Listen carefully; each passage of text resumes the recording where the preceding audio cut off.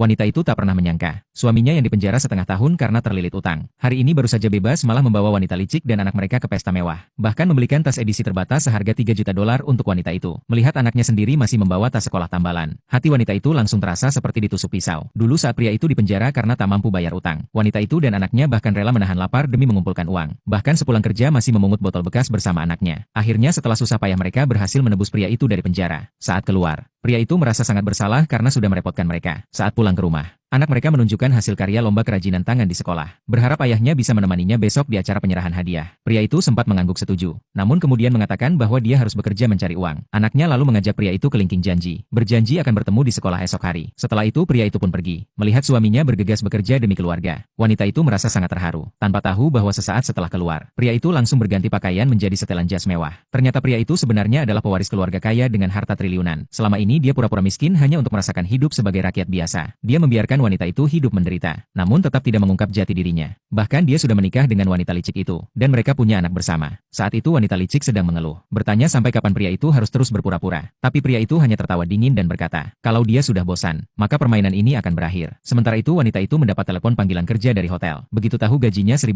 semalam, dia langsung berangkat bersama anaknya tanpa ragu. Namun begitu masuk lobi hotel, dia melihat pria itu sedang memberikan tas jutaan dolar untuk wanita licik, dan membelikan tas sekolah terbaru untuk anak wanita itu. Melihat pemandangan itu, hati wanita itu hancur.